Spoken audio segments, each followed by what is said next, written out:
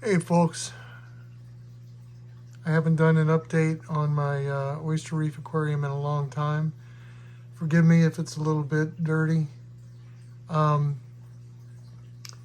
couple new additions and a couple losses, but for the most part the tank's doing really well. I have a fair amount of striped blennies, and I think I've got 5 females and 4 males, maybe 6 females, I'm not sure, I lost count. I also have a bunch of thin striped hermit crabs. There's one there, there's one over there, there's several of them here, and a couple over there. I think I have 8 or 9 of them that I collected this summer. I have 1 skillet fish remaining. I need to collect some more of those.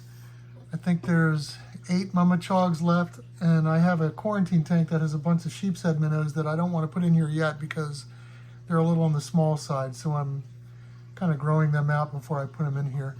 A big addition that I got a couple weeks ago when I was flounder fishing, I snagged this Gorgonian whip coral. It's a beautiful magenta color, and you can see a lot of the polyps are out now, and I haven't fed it yet today. I just fed the fish and the polyps really came out, so I'm feeding it coral food. It's a powdered coral food. I have, I think, 7 to 9, I'm not sure how many naked gobies. There's one there.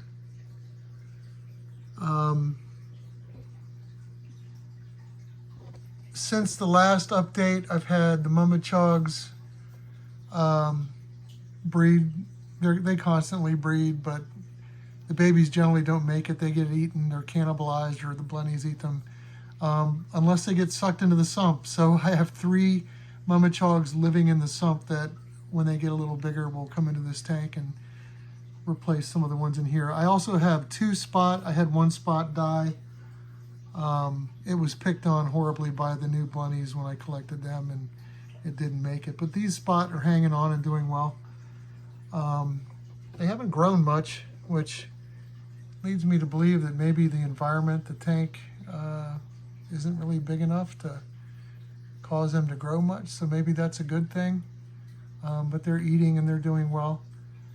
The Oyster Reef is holding together really well. So far, this is 2 years, and I haven't had any major collapses or anything, so I think the Gorilla Glue has been a good choice. The Gracilaria is growing like crazy. It's in the back. You wouldn't know it right now. There's a big clump of it back there. It doesn't really look like it, but it was overtaking the tank a couple weeks ago. It was filling up the canyon.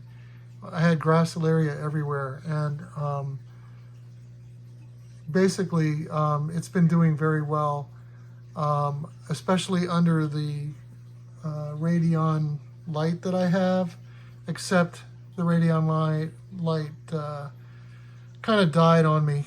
After 2 years, you'd think a $900 to $1,000 light would last a little longer than that. So I'm really disappointed in that. It was a great light, so I'm going to send it in for repair because obviously it's not under warranty anymore. I bought it. It's a Generation 3 Ecotech Radion. I'm disappointed that it died on me, but I'm going to send it off and get it repaired. I guess it's going to be the shipping's at my cost. The repair, I guess, will be at my cost, and it's got to be cheaper than buying a new one.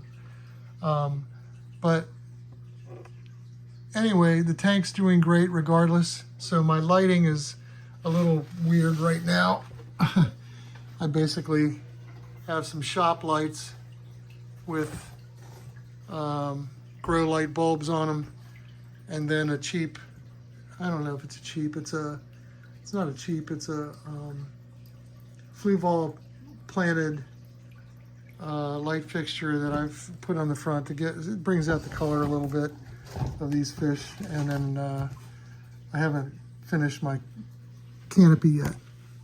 One of these days I'll get to that. This soon. But I'm really excited that this coral is doing well. The polyps come out quite a bit. The fish sit on them and sometimes they go in, but I'm going to zoom in and so you can see the polyps, really how cool they are. This is a non-photosynthetic coral, meaning it doesn't need the light to grow. At first the polyps would come out at night, but now they're coming out all day. So that's really cool, unless the fish disturb them. I came down to get a shot of them in the dark to see what they'd look like, thinking they would all be out, and all of them were inside. So when the polyps tuck inside to their little homes, this whip coral is a beautiful magenta color. So how did I come across this coral? Well, I was flounder fishing down at the Chesapeake Bay Bridge Tunnel with a friend of mine, and I snagged it with my flounder rig. And I immediately threw it in the live well, and I wound up, I had a bubbler and a container with me. I brought some fish traps and stuff to try to catch some blennies. I was unsuccessful catching blennies in the fish traps. I wanted to try to get some feather blennies. I did not find them. I caught a bunch of little sea bass, which are cool, but they would eat everything in this tank, so I didn't keep any of them, obviously. But yeah, well, we stopped by the boat ramps and the hermit crabs were all over the place. So I was surprised to find that many of them were actually out of the water. The tide had gone out and they were still feeding up where the tide had dropped. So that was kind of cool.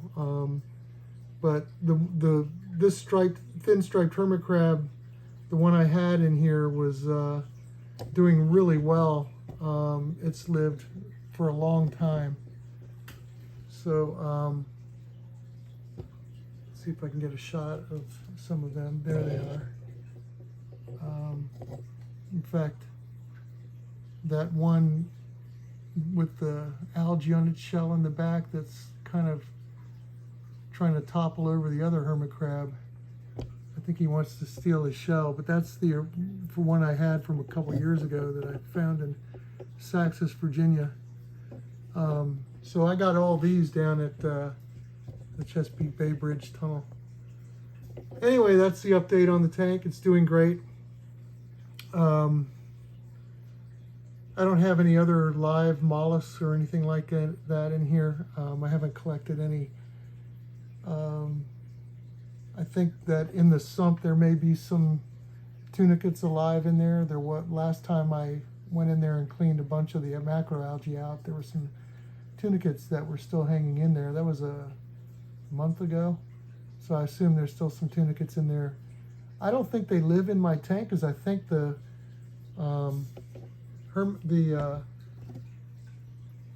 black-fingered mud crabs eat them. And here's a Harris mud crab. This guy comes out all the time. He's pretty cool. You can tell the Harris mud crabs, they have the white claws.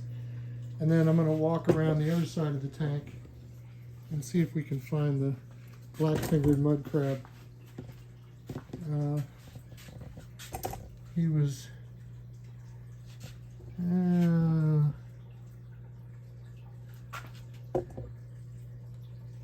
living in that hole right there. You can see a blenny photobombing the hole there. So I don't know what happened to... There's another mud crab. Not sure what kind that is right off the top of my head. That looks like a small black-fingered one. So that's cool. The other ones are pretty big. I have several pretty large ones, but they're, they come out when I feed them. But anyway, so pretty cool, huh?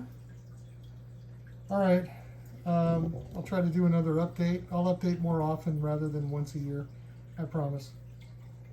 Anyway, best wishes, and I hope you all had a great summer. And check back again. See ya.